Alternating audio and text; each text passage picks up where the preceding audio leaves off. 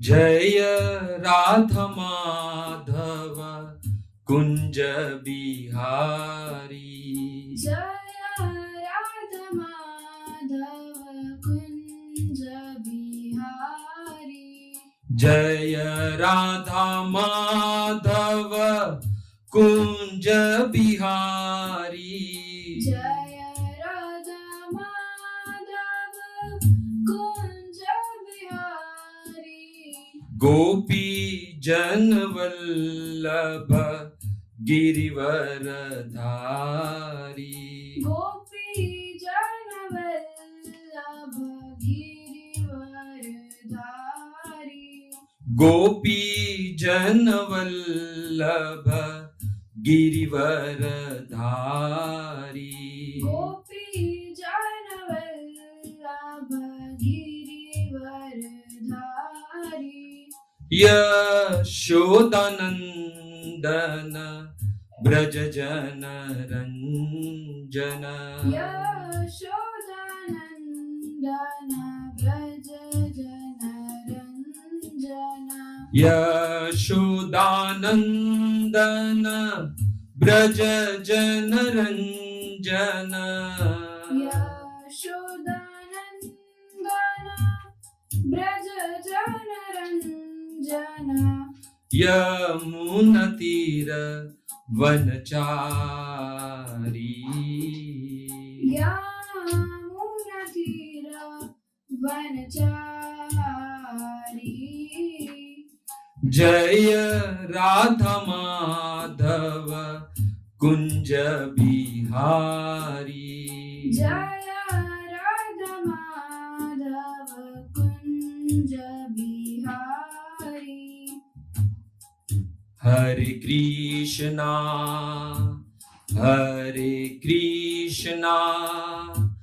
कृष्णा कृष्णा हरे हरे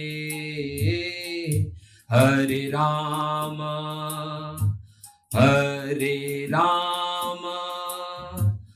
राम राम हरे हरे हरे कृष्णा हरे कृष्णा कृष्णा कृष्णा हरे हरे हरे राम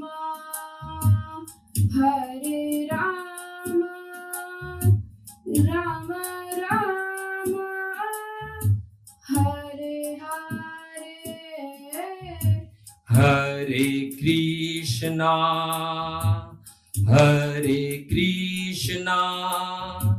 कृष्णा कृष्णा हरे हरे हरे राम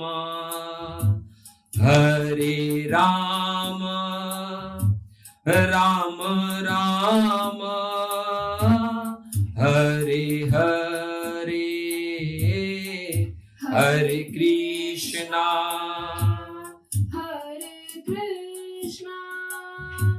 कृष्णा कृष्णा हरे हरे हरे राम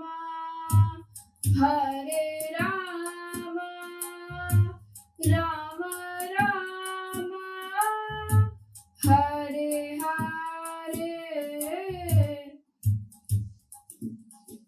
राधा माधव राधा माधव राधा माधव राधे। राधा माधव राधा माधव राधा माधव राधे। प्रभुपद प्रभुपद प्रभुपद शील प्रभुपद प्रभुपद प्रभुपद प्रभुपद शील प्रभुपद। जय जय प्रभुपाद प्रभुपाद प्रभुपाद प्रभुपाद। जय जय प्रभुपाद प्रभुपाद प्रभुपाद। निताय गौर हरि बोल हरि बोल हरि बोल हरि बोल। निताय गौर हरि बोल हरि बोल हरि बोल हरि बोल। युग धर्म हरि नाम संकीर्तन की जय। शील प्रभुपाद की जय। निताय गौर हरि प्रेमानंदे। हरि हरि बोल। ओम नमो भगवते वासुदेवाय। ओम नमो भगवते वासुदेवाय। ओम नमो भगवते वासुदेवाय। ओम नमो भगवते वासुदेवाय। ओम नमो भगवते वासुदेवाय। ओम नमो भगवते वासुदेवाय। नमो विष्णुपादाय कृष्ण प्रेष्ठाय भूतले श्रीमते भक्ति वेदांत स्वामिनिति नामिने। नमस्ते सारस्वते देवे गौरवाणी प्रचारिणे निर्विशेष शून्यवादी पाश्चात्य देश तारिणे।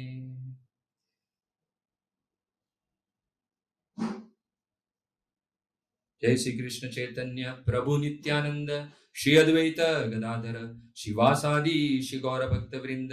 हरे कृष्णा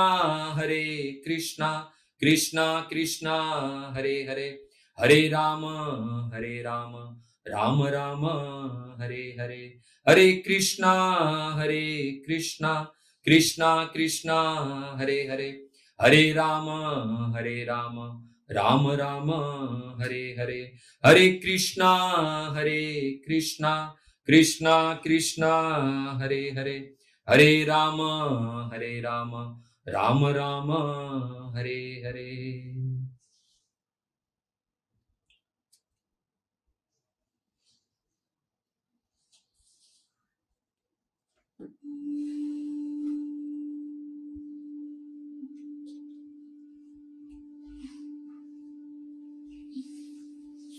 हरे कृष्णा। उपस्थित भगवत कथा अनुरागी पधारे हुए देश विदेश से भक्तवृंद तथा इस्कॉन अंतरराष्ट्रीय कृष्ण भावनामृत संघ के वरिष्ठ भक्तगण तथा जूम और यूट्यूब के माध्यम से आए हुए सभी भक्तों का हार्दिक स्वागत है। विशेष रूप से पार्थ सारथी फाउंडेशन, इनका मैं धन्यवाद करना चाहूंगा कि मुझ जैसे तुच्छ की वाणी को भगवत गुणानुवाद में लगाने का ये सुंदर अवसर मुझे प्रदान किया गया है। देखा जाए तो कोई संस्कृत शास्त्र का कोई ज्ञान नहीं है, परंतु श्रील प्रभुपाद तथा परम पूज्य गुरु महाराज की कृपा से, उनकी कृपा रूपी आशीर्वाद से कुछ बोलने का प्रयास करूंगा। अभी हमने शनिवार के दिन हिज गिरिज लाल गोविंद प्रभु की कथा सुनी। बड़ा ही सुंदर उन्होंने एक श्लोक कहा था हमारे भगवान के गुण के बारे में। उन्होंने कहा था कि अज्ञो वदति सुजो वदति विष्णवे। अज्ञान जन जो है मेरे जैसे, वो शायद विष्णाय कहेंगे।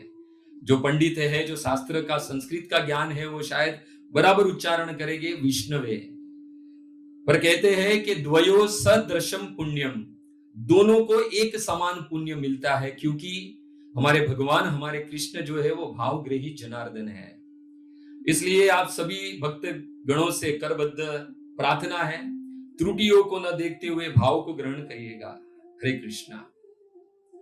तो आज हम सब लोग यहाँ पर एकत्रित हुए हैं भागवत का छठा स्कंद, जिसमें अजामिल की कथा आती है, उसके बारे में सुनने के लिए। देखा जाता है तो भागवत जो है उसमें 10 विषय, 10 तत्व का वर्णन मिलता है। अत्र सर्ग विसर्गस्य स्थानम पोषणम उतय मनवंतरे तेषानु कथा निरोधो मुक्ति आश्रय। ये 10 तत्व का वर्णन जो है वो श्रीमद् भागवतम में 12 अध्यायों में हुआ है। तो ये जानना बहुत जरूरी है कि कौन से अध्याय में कौन से तत्व का वर्णन हुआ है। तो संक्षिप्त में हम समझ लेते हैं। भागवत 12 स्कंद, 18,000 श्लोक। उसमें जो प्रथम प्रथम द्वितीय और तृतीय यानी फर्स्ट, सेकेंड और थर्ड, उसमें सर्ग का वर्णन हुआ है। फिर आधा तीसरा और आधा तीसरा और आधा चौथा, इसमें सर्ग का वर्णन हुआ है। चौथे में विसर्ग का वर्णन, मतलब आधा जो तीसरा है उसमें सर्ग का भी वर्णन हुआ है और आधे में विसर्ग का वर्णन हुआ है। चौथे अध्याय में, चौथे स्कंद में विसर्ग का, पांचवें में स्थानम का, छठे में पोषण का, जो आज हम इसके बारे में श्रवण करेंगे। सातवें उतय, आठवें स्कंद में ईशानुग्रह, 10वें में निरोध तत्व, 11वें में मुक्ति और 12वें स्कंद में आश्रय तत्व का वर्णन हुआ है। भागवत का जो पंचम स्कंद था, जिसमें स्थानम तत्व का वर्णन हुआ है, जिसमें 26 अध्याय है, और पंचम स्कंद के 26वें अध्याय में सुखदेव गोस्वामी द्वारा नारकीय स्थानों का वर्णन हुआ है, नारकीय लोकों का वर्णन हुआ है। किस तरह जीव 3 गुणों के वशीभूत होकर पाप कर्म करता है, पापी मनुष्य किस प्रकार विभिन्न नरकों में जाता है, और यमदूत उस जीव को किस प्रकार विविध प्रकार के दंड देते हैं। भक्तों, भागवत के पंचम स्कंद के अंतिम अध्याय 26वें अध्याय में सुखदेव गोस्वामी ने 28 नरकों के वर्णन किए। जब 28 नरकों का वर्णन किया, उसमें किस प्रकार की यातनाएं दी जाती है, जब ये परीक्षित महाराज ने सुना तो परीक्षित महाराज के रोंगटे खड़े हो गए। परीक्षित महाराज ने कहा, गुरुदेव आप रुक जाइए, आप किसी भी प्रकार से आप मुझे ये बताइए कि किस प्रकार यह जीव जो है वो नारकीय लोगों को न प्राप्त करे, इसके विषय में मुझे जानकारी दीजिए, उसके विषय में मुझे बताइए। भक्तों, भागवत के पंचम स्कंद के 26वें अध्याय अंतिम अध्याय में नारकियों का वर्णन हुआ, और अब भागवत का छठा स्कंद जिसमें 19 अध्याय है, और इसमें पोषण तत्व की बात हुई है। भक्तों, तो प्रश्न उठ सकता है, आखिर ये पोषण तत्व क्या है? पोषण तत्व मतलब भगवान के द्वारा संरक्षण का वर्णन, यानी जो हमारा पोषण करते हैं और उनके द्वारा हमें संरक्षण मिलता है, इसका वर्णन इस ये जो षष्ठम स्कंद है उसमें हुआ है भक्तों। और इसमें जो प्रथम अध्याय है वो अजामिल का अध्याय है, कि किस प्रकार भगवान के दूत विष्णु दूत तथा यम के दूत, यमराज के दूत यमदूतों ने किस प्रकार भगवान उस अजामिल को उनके चुंगल से छुड़ाते हैं, भगवान के दूत, और किस प्रकार उसे मुक्ति प्रदान करते हैं, मुक्ति का मार्ग प्राप्त करवाते हैं। देखो भक्तों, जीवन में पाप कर्म जो होते हैं, जो इस जीवन तथा आने वाले जीवन दोनों में हमें कष्ट देते हैं। हमारे जीवन में जो आज हमारे जीवन में जो कष्ट है, तो समझना चाहिए ये हमारे पूर्व जन्म के कुछ कर्म के फल है, जो आज हमारे सामने दुख के रूप में, कष्ट के रूप में प्रकट हो गए हैं। हमें समझना चाहिए कि सारे दुखों का मूल जड़ यदि कोई है तो वो है पाप कर्म।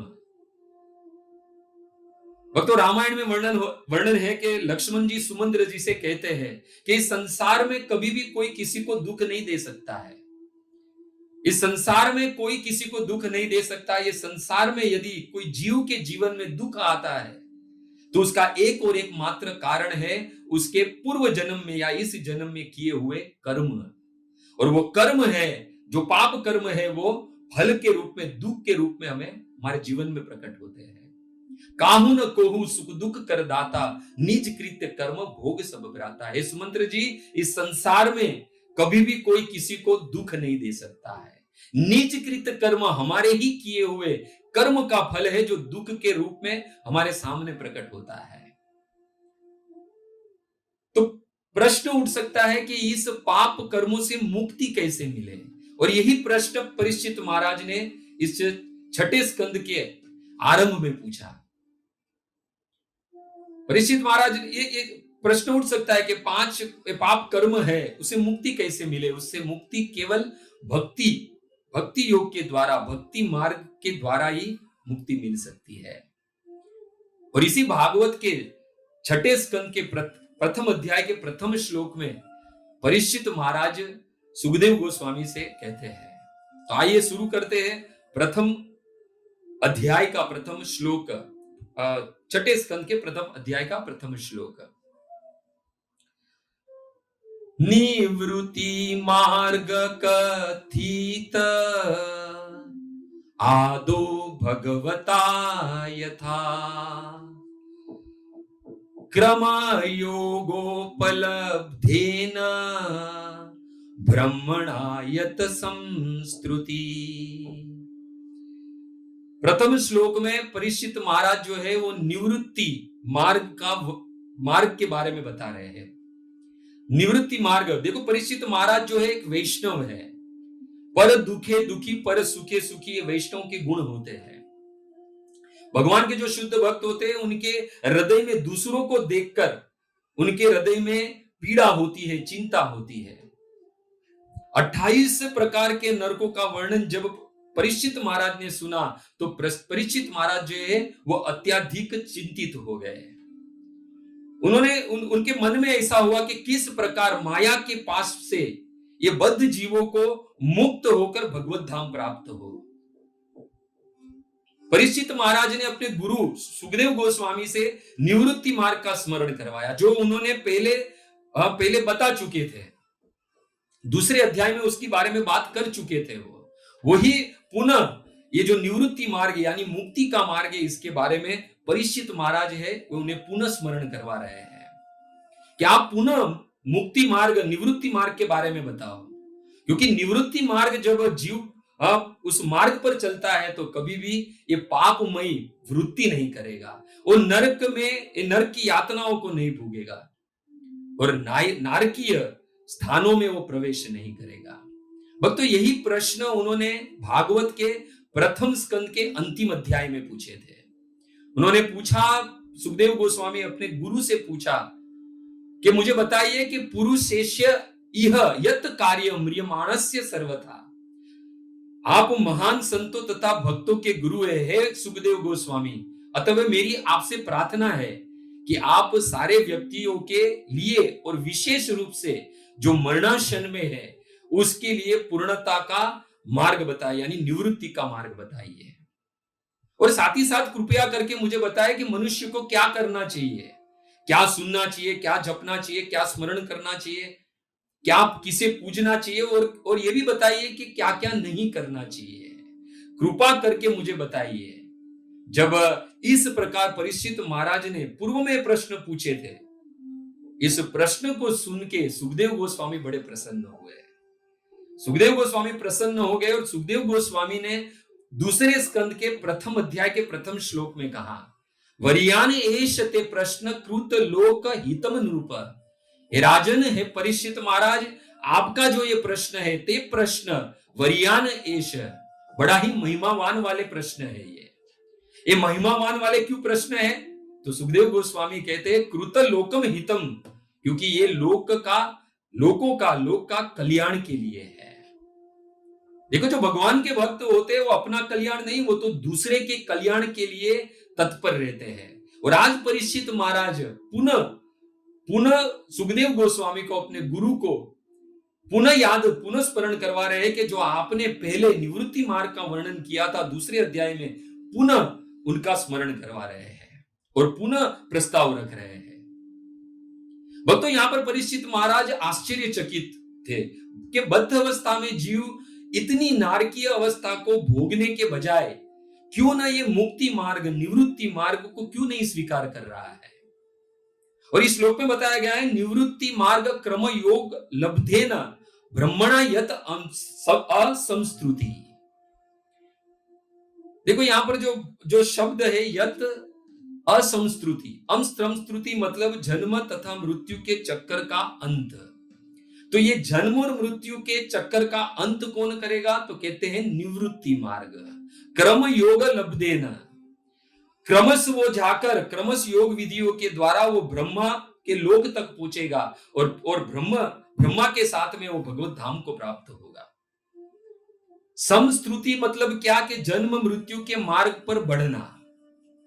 समश्रुति का मतलब है कि जन्म मृत्यु के मार्ग पर बार बार बढ़ना, बार बार प्राप्त करना। पर असमश्रुति में यानी विपरीत है उसका, जन्म मृत्यु के चक्र का अंत करना। और इस चक्र का अंत कैसे होगा? तो ये चक्र का अंत होगा निवृत्ति मार्ग से, यानी मुक्ति के मार्ग से। प्रभुपाद कहते हैं कि जब तक शुद्ध भक्त नहीं बनते हैं तब तक ये जो भगवत धाम है, जो उच्च लोक को प्राप्त करने की कामना जो है, हाँ, वो जागृत नहीं होती है। श्री प्रभुपाद कहते हैं इस श्लोक के कोट में कि जब तक कोई शुद्ध भक्त नहीं होता है।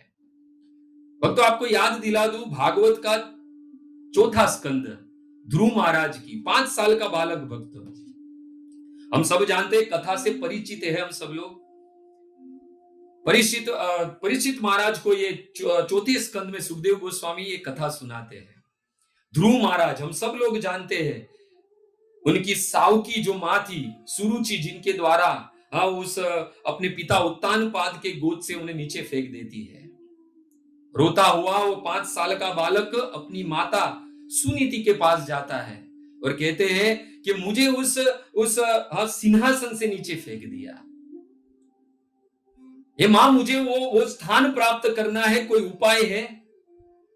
तब सुनीति कहती है कि हाँ, उपाय है। यदि तुम नारायण, उस पूर्ण पुरुषोत्तम भगवान की यदि तपस्या करो तो वो प्रसन्न हो तो आपको ये स्थान प्राप्त हो सकता है।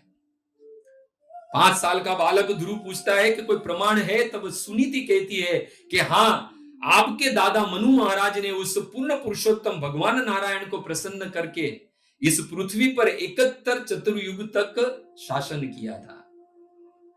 हम सब जानते हैं 5 साल का बालक उस स्थान को प्राप्त करने के लिए वन की ओर गया।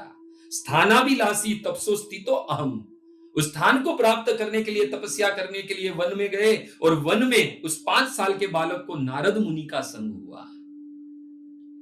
नारद मुनि का संग हुआ। आप देखो, उस 5 साल के बालक को क्या था? स्थान, उसे पता नहीं था कि कौन सा उच्च स्थान है। वो स्थान प्राप्त करने के लिए गया है। बीच में रास्ते में नारद मुनि मिले। नारद मुनि ने कहा, कहां जा रहे हो? ये किस बात पे हो रही है? प्रभुपाद ने जो यहां पर कोट किया है कि जब तक शुद्ध भक्त नहीं बनते तब तक उच्च लोक यानी भगवत धाम प्राप्त करने की कामना हृदय में नहीं होती है। उस कोड के बारे में बात हो रही है।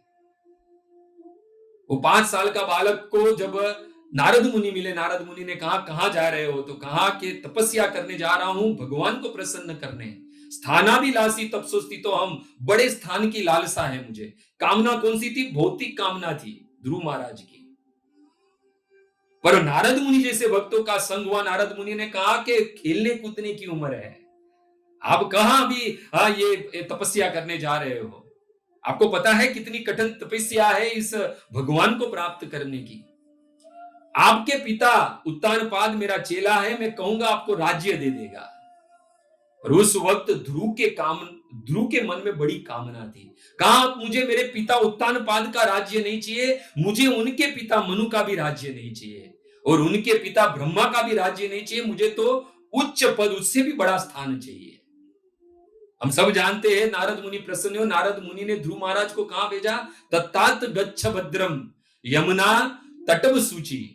उसे यमुना के तट, पवित्र तट पर भेजा, जहां पुण्यम मधुवनम यत्र सानिध्यम नित्यदा हरि, जहां नित्य भगवान का वास है, उस मधुवन में भेजा। और मधुवन में उस नारद मुनि के द्वारा 12 अक्षर वाले मंत्र, ओम नमो भगवते वासुदेवाय मंत्र को जाप कर भगवान को प्रकट कर दिया। देखो, अब तक ध्रुव है वो शुद्ध भक्त नहीं थे। नारद मुनि का संग हुआ, मंत्र मिल गया और मंत्र के द्वारा भगवान को भी प्रकट कर लिया। पर जब भगवान प्रकट हो गए, जब भगवान ने देखा 5 साल का मेरा भक्त इस प्रकार मेरी तपस्या की, भगवान प्रसन्न हो गए। भगवान को जब ध्रुव महाराज ने देखा तो हृदय में जो सुषुप्त अवस्था में जो कृष्ण की भक्ति थी, जो नारद मुनि के द्वारा उसमें बीज तो फूक चुका था, पर जब भगवान को देखा तो वो भक्ति जागृत हो गई। भगवान ने कहा, मांगो ध्रुव, तुम्हें क्या चाहिए? तो ध्रुव महाराज ने कहा, कृतार्थ अस्मि स्वामी, कृतार्थ अस्मि, अगर मुझ पर प्रसन्न हो तो वरम न याचे, अभी मुझे कोई भी वर नहीं चाहिए। ये है शुद्ध भक्ति। और भक्तों, शुद्ध भक्ति का परिणाम क्या मिला ध्रुव को? आप देखो, ब्रह्मा जो उच्च पद पे है, सबसे बड़ा ब्रह्म पद है भक्तों, पर वो भी प्रलय के समय खाली करना पड़ता है, क्योंकि प्रलय में ब्रह्मलोक है वो भी नष्ट हो जाता है। पर धन्य है ये ध्रुव की भक्ति, शुद्ध भक्ति की बात हो रही है भक्तों। ऐसा स्थान प्राप्त किया उस ध्रुव ने, जो इस प्रलय के समय भी, प्रलय के बाद भी शाश्वत रहे। ये है भक्तों वास्तविक उच्च पद, उच्च स्थान, भगवत धाम भक्तों। भगवान की कृपा से ध्रुव को वो स्थान प्राप्त हुआ, क्योंकि उसके हृदय में शुद्ध भक्ति प्राप्त हुई, नारद मुनि के द्वारा, संतों के द्वारा, अपने गुरु नारद मुनि के द्वारा। और यहां पर प्रभुपाद कहते हैं कि जब तक शुद्ध भक्त नहीं बनोगे, तब तक उच्च लोक की कामना की इच्छा ही नहीं जागृत होगी। अब आप बताइए कि हम सब लोग, जब तक ये श्रील प्रभुपाद नहीं मिले थे, ये इस्कॉन नहीं मिला था, ये प्रभुपाद के द्वारा दी गई हुई श्रीमद् भागवत और श्रीमद् भगवत गीता नहीं मिली थी, तब तक हमारे लिए उच्च लोक कौन सा था? हमारे लिए उच्च लोक कौन सा था? स्वर्ग। ये सबको मानना पड़ेगा, क्योंकि हम सब लोग जानते हैं कि हमारे घर में, हमारे स्वजन में से किसी की मृत्यु हो जाती थी, तो हम क्या लिखते थे आगे? स्वर्गवासी। यानी हम लोग क्या समझते थे कि सबसे ज्यादा उच्च यदि कोई पद है तो वो स्वर्ग है, उसके आगे कुछ भी नहीं है। पर जब प्रभुपाद के द्वारा हमें भगवत गीता मिली, तब हमने वो श्लोक पढ़ा कि त्वेतम भोक्ता स्वर्ग लोकम विशालम। उस स्वर्ग में बहुत बड़ा भोग है, विशाल है, पर क्षीणे पुण्य मृत्यु लोके विशंति। जैसे पुण्य का क्षीण होगा, पुनः इस धरती पर फेंका जाएगा, पुनः मां के गर्भ में 9 महीने उस मलमूत्र के बीच में रहना पड़ेगा और 84 लाख की योनि में भ्रमण करना पड़ेगा। इसलिए जब तक जीवन में कोई गुरु के द्वारा शुद्ध भक्ति नहीं आएगी, हम भक्त नहीं बनेंगे, तब तक वास्तविक जो उच्च पद है, जो भगवत धाम है, उसकी कामना हम कभी भी नहीं कर पाएंगे, और हम भगवत धाम के प्राप्त भी नहीं कर पाएंगे। और वो भगवत धाम, भगवान कहते हैं, त्यक्त्या देहम पुनर्जन्म नेति मामेति सो अर्जुन है। अर्जुन, जब वो मेरे धाम को प्राप्त हो जाता है, तब पुनः मनुष्य देह धारण करने की जरूरत नहीं है।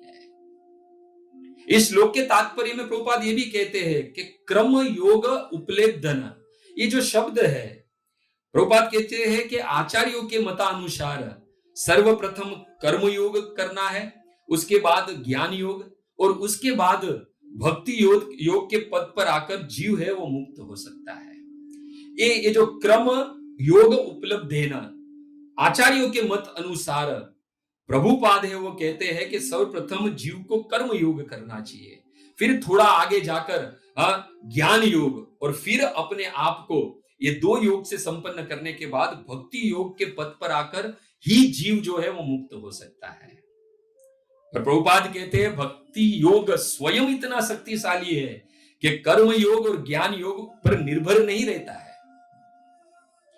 आप देखो, जब शुद्ध भक्ति जीवन में आती है, तो सारी भौतिक कामना है वो नष्ट हो जाती है, सारी भौतिक कामना नष्ट हो जाती है। और प्रभुपाद कहते हैं कि ये जो भक्ति योग जो है वो स्वयं इतना शक्तिशाली है कि कर्म योग और ज्ञान योग पर, उस पर निर्भर नहीं है। भक्ति योग इतना शक्तिशाली है कि यदि कोई पापी जीव, जिसके पास कर्म योग की कोई भी पूंजी ना हो, यानी कोई भी पुण्य कर्म न किए हो, उस पापी जीव की बात हो रही है यहां पर, पुण्यशाली जीव की नहीं, पापी जीव जिसके पास कर्म योग की कोई पूंजी ना हो, प्रभुपाद कहते हैं फिर भी यदि वो भक्ति योग अपना लेता है, तो तुरंत ही वो भगवत धाम को प्राप्त हो सकता है। प्रभुपाद आगे कहते हैं यदि अशिक्षित व्यक्ति है, जिसके पास कोई ज्ञान योग की पूंजी ना हो, कुछ नहीं जानता हो, फिर भी भगवत धाम को प्राप्त हो सकता है। तो मन में प्रश्न उठ सकता है, कोई प्रमाण है? तो चलिए रामायण में देख लीजिए, सबरी भक्त, अधम ते अधम अधमती नारी, जो अधम कुल सब्र कुल में जन्म लेने वाली वो शूद्र महिला, पर जब भक्ति का उदय हुआ तो भगवान के ही द्वारा नवधा भक्ति का ज्ञान प्राप्त हुआ और भगवत धाम को प्राप्त हो गई। अभी ध्रुव की बात की, ध्रुव को देख लीजिए भक्तों, कौन सा ज्ञान था ध्रुव के पास, पर भगवान ने अपने पांचजन्य संग से उसके गाल को स्पर्श किया, सारे वेद और शास्त्र का ज्ञान है वो ध्रुव के अंदर आ गया, सारे ज्ञान प्राप्त कर लिए। क्यों? क्योंकि उसने भक्ति प्राप्त कर ली थी। भक्ति प्राप्त करने के लिए फिर कर्म और ज्ञान योग जरूरी नहीं है, वो अपने आप स्वतः हमारे में आ जाते हैं। क्योंकि कर्म योग और ज्ञान योग से भी श्रेष्ठ है भक्ति योग, क्योंकि भक्ति जो है वो निवृत्ति मार्ग है, मुक्ति का मार्ग है और भगवत धाम प्राप्त करवाता है। आप देख लीजिए, गोपी कौन सा शास्त्र पढ़ी थी, कौन से गुरुकुल में गई थी? एक ब्रज की नारिया जिसको कोई शास्त्र का ज्ञान नहीं था, पर आज संसार में सबसे श्रेष्ठ यदि कोई भक्त कृष्ण की भक्तों की श्रेणी में आता है तो गोपियां है। हम सब जानते हैं भागवत के 10वें स्कंद में 46 अध्याय में वर्णन है कि उद्धव जी है वो वृंदावन यात्रा करते, भगवान का कोई संदेश लेकर जाते हैं। 10वें स्कंद 46वां अध्याय और प्रथम श्लोक सुखदेव गोस्वामी है वो उद्धव जी की डिग्रियां बता रहे हैं कि उद्धव जी कौन है, उद्धव जी का परिचय दे रहे हैं। उद्धव जी जिसको ज्ञान पूर्ण रूप से प्राप्त, उद्धव जी के बारे में सुखदेव गोस्वामी कहते हैं सबसे पहले 4 क्वालिटी बताई उस श्लोक में उद्धव जी की। देखो, एक ज्ञान योग की बात हो रही है और ज्ञान योग यानी ज्ञानी होना। उद्धव जी को चार उनकी उपलब्धियां बताई कि उद्धव जी कौन थे। तो सुखदेव गोस्वामी कहते हैं वृषणाम प्रवरो मंत्री, ये वृष्णि वंश था, कृष्ण का जो वंश था उनके मंत्री थे, यानी कितना ज्ञान होगा उनको। साथ ही साथ कहते हैं उद्धव जी है वो कृष्ण से दयित प्रिय, दयित सखा, कृष्ण के अत्यंत प्रिय सखा भी थे। और शिष्यो बृहस्पति, वो बृहस्पति के शिष्य थे और सारा ज्ञान उन्होंने स्वर्ग में जाकर प्राप्त किया था। साक्षात उद्धव बुद्धि सतमम, साक्षात बुद्धि का सागर थे ये उद्धव जी भक्त। और हम सब लोग जानते हैं जब वृंदावन में गए तो उस भक्ति में लोथ-पोथ उस जब गोपियों को देखा तो सारा ज्ञान जो उद्धव जी का था वो धरा का धरा रह गया। उस गोपियों ने कहा कि ज्ञान का जो पोटला है वो तुम अपने सर पर उठाकर जो आए हो वो किसी पहाड़ पर्वत पे चढ़कर उसे नीचे फेंक दो, क्योंकि ये आपके ज्ञान हमारे मन में टिकेगा नहीं। मन न भयो 10-20, सूरदास जी कहते हैं, गोपियां कहती है कि एक ही मन था, 10-20 मन नहीं है, और एक मन था वो तो हम कृष्ण को अर्पित कर चुकी है। मन न भयो 10-20 उद्धव, ये ज्ञान की बातें हमारे मन में नहीं टिकेगी। क्यों? क्योंकि उन लोग ने ऑलरेडी भक्ति का मार्ग, भक्ति योग प्राप्त कर चुके थे। इसलिए गोपियां, उद्धव जी, ये भक्ति योग, ये कर्म योग उससे श्रेष्ठ थी क्योंकि गोपियों ने भक्ति मार्ग अपनाया था। भक्ति योग जो है वो कर्म और ज्ञान योग से श्रेष्ठ है। और भक्तों, गोपियों की भक्ति देखकर उद्धव जी ने कृष्ण को कहा कि मुझे ब्रज की लता पता बना दीजिए। ये है भक्ति योग में ताकत, भक्तों, भक्ति में ताकत है। इसलिए प्रभुपाद कहते हैं कि किसी पापी व्यक्ति में, कर्म शिक्षित व्यक्ति के पास ज्ञान की कोई पूंजी न हो, पर यदि वो भक्ति को अपनाए और अटल रहे तो भगवत धाम को अवश्य प्राप्त करेगा। माम एव एष्यसि असंशय, उसमें रत्ती भर का भी संशय नहीं है। इसलिए तो हम कहते हैं ना, मुकुम करोति वाचालम पंगुम लयति गिरम यत कृपातम हम बंदे परमानंद माधवम। उस भगवान की कृपा हो जाए, उस भक्ति रूपी लता हमें मिल हो जाए तो कहते हैं और लंगड़ा है वो पर्वत को पार कर सकता है। तो प्रथम श्लोक जो था इस 6ठे स्कंद के, उसमें प्रथम श्लोक में परीक्षित महाराज के गुरु पाया, यानी मुक्ति के मार्ग का। अब दूसरे श्लोक में प्रवृत्ति के लक्षण यानी प्रवृत्ति मार्ग की बात कर रहे हैं। कह रहे हैं दूसरे श्लोक में परीक्षित महाराज कह रहे हैं, प्रवृत्ति लक्षण चेव त्रिगुणीय विषयो मुने यो सावलिन प्रकृते गुण सर्ग पुनः पुनः। देखो, प्रथम श्लोक में निवृत्ति यानी मुक्ति का मार्ग की बात की, स्मरण करवाया। अब प्रवृत्ति मार्ग के बारे में बताते हैं। ये प्रवृत्ति मार्ग क्या है? प्रकृति के विभिन्न गुणों के प्रभाव के कारण जीव में नाना प्रकार की लालसाएं और प्रवृत्तियां हैं वो पाई जाती है। और ये कब तक पाई जाती है? जब तक इस भौतिक रूप में हम आसक्त हैं। और जब तक ये भौतिक रूप में आ सकते हैं, इसलिए हाँ, इस भौतिक जगत के प्रति भी हमें आकर्षण रहेगा। वास्तविक हमारा ये रूप है, स्वरूप क्या है? स्वरूप है हाँ, कि हमारा स्वरूप क्या है? वास्तविक जीवेर स्वरूप है यह नित्य कृष्णदास। ये वास्तविक हमारा स्वरूप है। पर ये जो हम देख रहे हैं वो रूप है, और ये रूप में ही हम आसक्त हैं। इसलिए इस भौतिक रूप में आसक्ति है, इसलिए इस भौतिक जगत में आसक्ति रहेगी। और उसका फल क्या मिलेगा? हम कोई उच्च लोक को प्राप्त नहीं कर पाएंगे।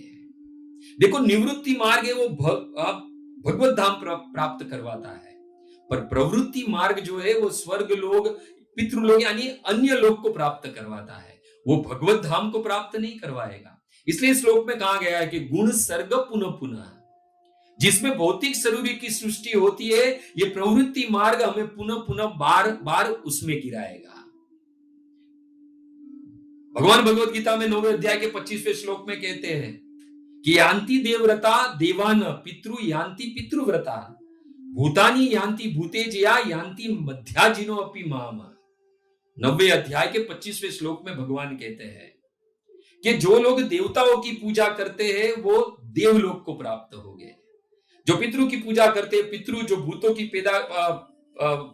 भूतों को पूजते हैं, वो लोग भूतलोक में जाएंगे।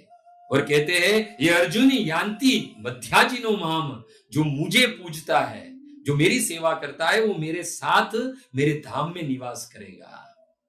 यदि भगवान के धाम के बारे में जानकारी नहीं होती तो केवल वो उच्च भौतिक स्थिति तक ही उठ पाता है प्रवृत्ति मार्ग में, अप्रवृत्ति मार्ग में।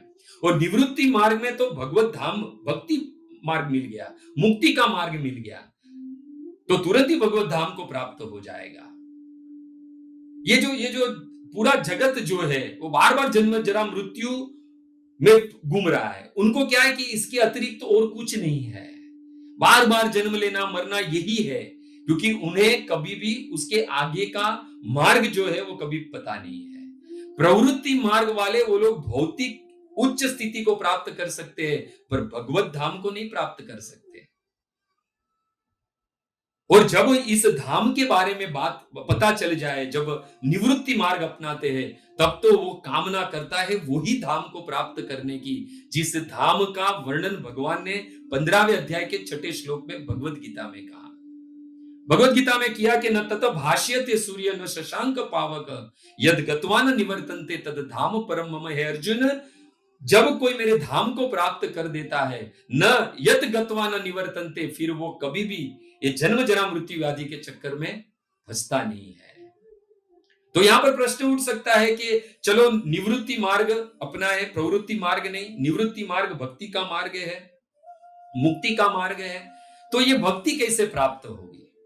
तो प्रभुपाद कहते हैं कि भक्ति कैसे प्राप्त होगी, तो चैतन्य चरितामृत का चैतन्य महाप्रभु द्वारा जो श्लोक है वो कोट करते हैं।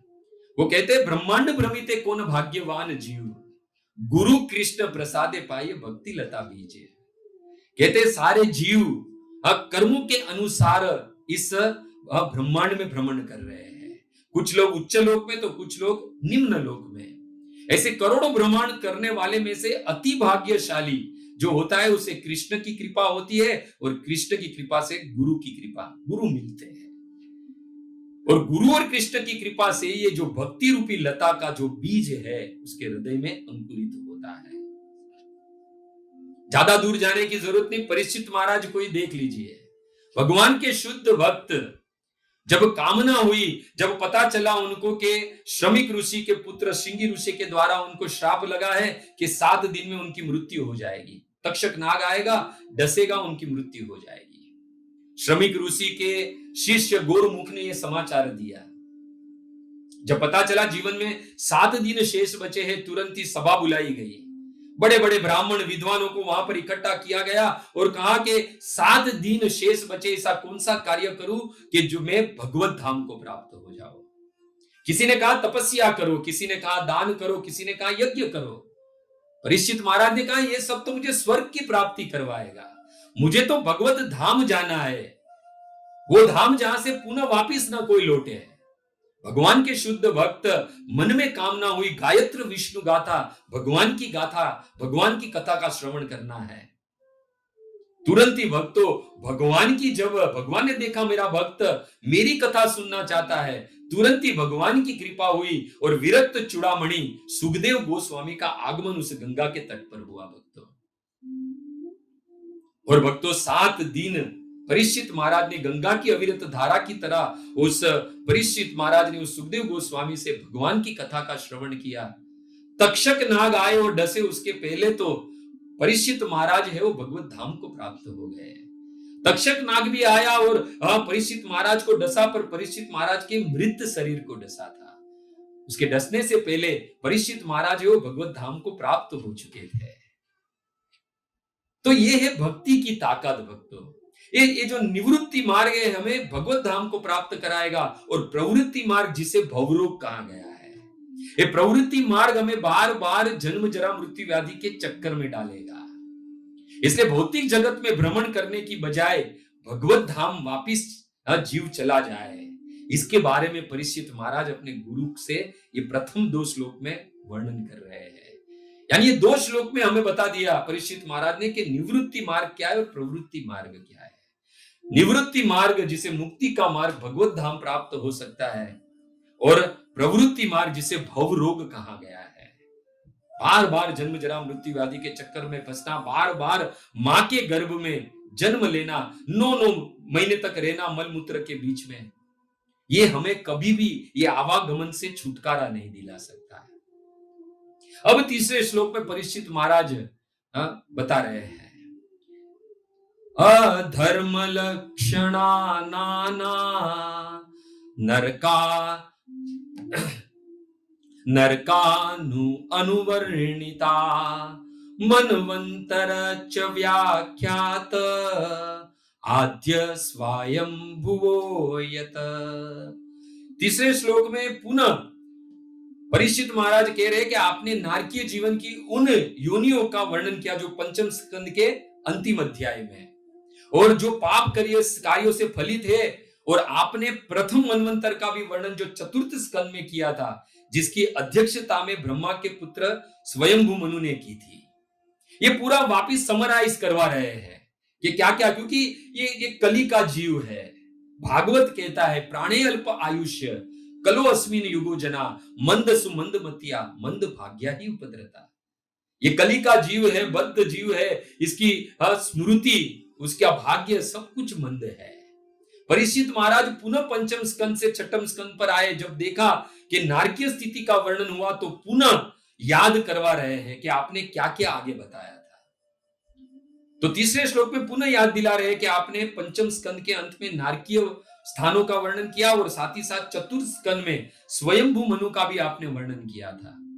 साथ ही साथ चौथे और 5वें श्लोक में पुनः जो चौथे स्कंद में और पंचम स्कंद में बात हुई थी, जो चौथे स्कंद में चतुर्थ स्कंद में उत्तानपाद का वर्णन हुआ था और प्रियव्रत का वर्णन पंचम स्कंद में हुआ था, उसकी बात बता रहे हैं, पुनः याद दिला रहे हैं।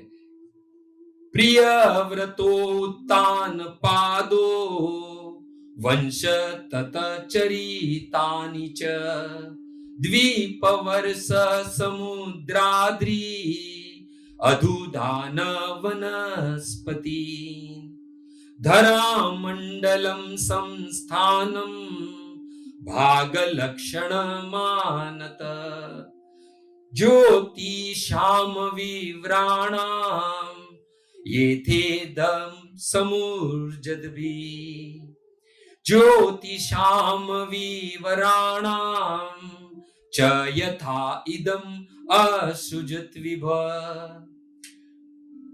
प्रियव्रत की बात है वो पंचम स्कंद में बताई, और चतुर्थ स्कंद में उत्तानपाद की कथा बताई। और साथ ही साथ परीक्षित महाराज कह रहे हैं कि द्वीप वर्ष समुद्र आदि नदी उद्यान वनस्पति, आपने विविध द्वीपों का वर्णन किया, साथ ही साथ आपने जम्बू द्वीप भारतवर्ष इत्यादि का वर्णन किया, नदी समुद्र वनस्पति पर्वतों का भी वर्णन किया, साथ ही साथ धरामंडल संस्थान भाग लक्षण मानत आपने ब्रह्मांड का वर्णन किया, आपने इस ब्रह्मांड के भाग का भी वर्णन किया, लक्षण भी बताए कि कितनी लंबाई है, कितनी चौड़ाई है। ज्योतिषाम आपने स्वर्ग तथा उच्च लोक का भी वर्णन किया, और साथ ही साथ विवरणम यानी आपने निम्न लोक का भी वर्णन किया, जैसे अतल वितल तलातल पाताल सब निम्न लोकों का भी आपने वर्णन किया। प्रथम श्लोक में निवृत्ति का वर्णन, दूसरे श्लोक में प्रवृत्ति के बारे में बताया, तीसरे श्लोक में पुनः नारकीय स्थिति का वर्णन करवाया, तथा उन्होंने जो स्वयंभू के बारे में बताया था चतुर्स्कंध में वो भी बताया।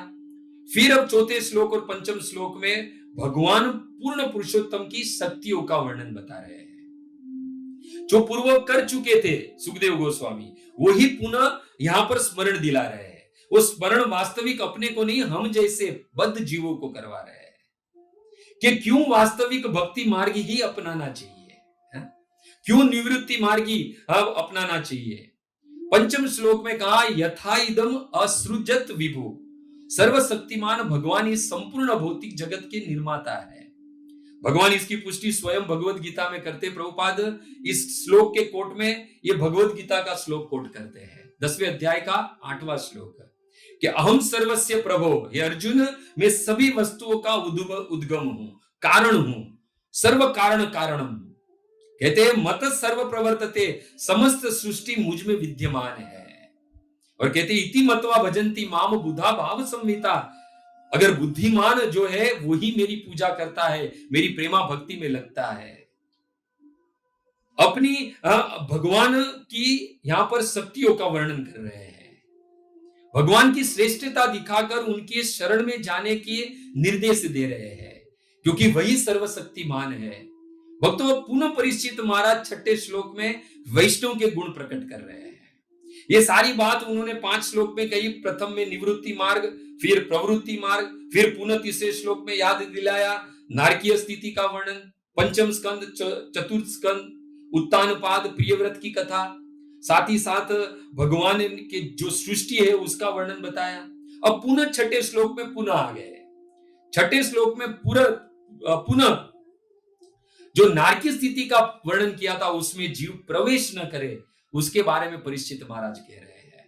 परीक्षित महाराज कह रहे हैं अधुनेह महाभाग यथेव नरका नर नान्नो ग्रयात नान्येया तत में व्याख्युतम हरसी।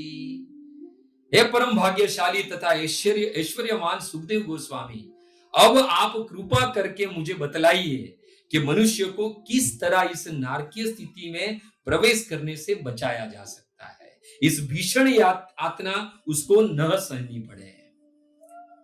इस छठे श्लोक में परीक्षित महाराज अपने गुरु को क्या कहते हैं? महाभाग। देखो भग यानी ऐश्वर्य, और सुखदेव गोस्वामी के पास क्या ऐश्वर्य था? एक कौपिन पहने हुए, हाँ? परंतु यहां पर परीक्षित महाराज उनको महाभाग कह रहे हैं। भग का मतलब है ऐश्वर्य। सुखदेव गोस्वामी के पास क्या ऐश्वर्य था? भगवत भक्ति का ऐश्वर्य था।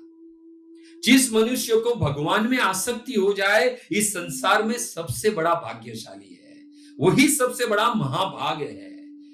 और हम सब जानते हैं कि सुखदेव गोस्वामी को भगवान में कितनी आसक्ति है, इसलिए यहां पर परीक्षित महाराज उन्हें महाभाग कहते हैं। और जो नरकों का वर्णन किया था, जो पंचम स्कंद के 26वें अध्याय में, अंतिम अध्याय में, यदि ये नरकों का वर्णन सुने हम, तो हम जितने भी लोग ये कथा में बैठे या इस संसार में जितने भी मनुष्य है, इसमें से एक भी मनुष्य नरक में जाए बगैर नहीं रह सकता, क्योंकि कहीं ना कहीं हम खाना पकाना, पानी भरना, जो नॉर्मल हमारी क्रिया, उसमें भी हम पाप करते हैं और सबका फल है। वो नारकीय में वर्णन किया गया है कि किस प्रकार के पाप का किस प्रकार दंड मिलता है। परम पूज्य गुरु महाराज है ना, मोल का उदाहरण देते हैं। जैसे मोल में जाते हैं तो विविध प्रकार की सारी वस्तुएं मिलती है हमारे भोगों के लिए। सभी प्रकार की वस्तुएं एक साथ में एक ही जगह पर मिल जाती है। आपके अमेरिका में तो बहुत बड़े बड़े मॉल है, अब भारत में भी है, कि जहां पर हमें सारी सुविधा और सारे चीज साधन हमें वही एक ही जगह पर मिल जाते हैं। वैसे ही ये जो नरक है उसमें सभी पाप कर्मों की सजा दी जाती है। एक ही नरक है पर सभी पापों की सजा उसमें दी जाती है। जिसने जैसे जैसे पाप किए, कुत्ते काटते हैं, उबले हुए तेल में तले जाते हैं, गन्ने की तरह पीसा जाता है, कहीं पे काटा जाता है।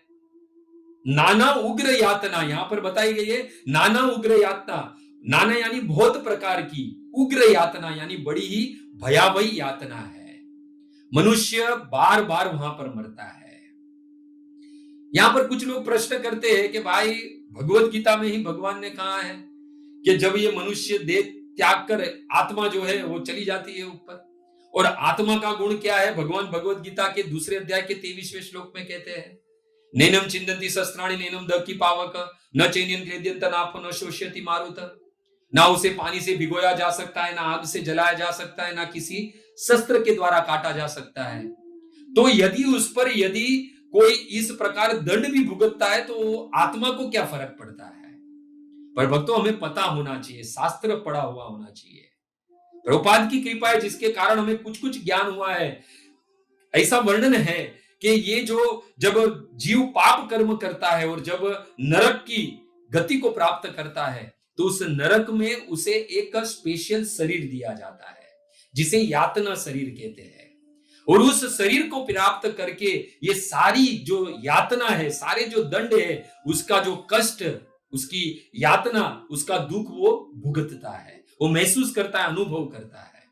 और ऐसा वर्णन है भक्तों भागवत में कि इस भौतिक शरीर में जितना हमें कष्ट होता है उससे 100 गुना ज्यादा कष्ट और अनुभव उस यातना शरीर में होता है। और उस वक्त ये जीव बड़ा ही दुखी होता है। क्या यदि पाप नहीं किए होते तो आज ये सारे दंड नहीं भुगतने होते। तो छठे श्लोक में पुनः परीक्षित महाराज अपने वैष्णव गुण को प्रकट करते हुए सुखदेव गोस्वामी से प्रार्थना करते हैं कि हे ऐश्वर्यमान, हे भाग्यवान, हे सुखदेव गोस्वामी, अब आप कृपा करके मुझे बतलाइए कि जीव, ये बद्ध अवस्था का जीव किस प्रकार नारकीय परिस्थितियों में, नारकीय स्थानों को प्राप्त न करे, उसके बारे में मुझे बताइए। उस नारकीय स्थानों की भीषण यातना, नाना उग्र यातना, वो भीषण यातना न सहन करे, इसके बारे में मुझे मार्ग बताइए।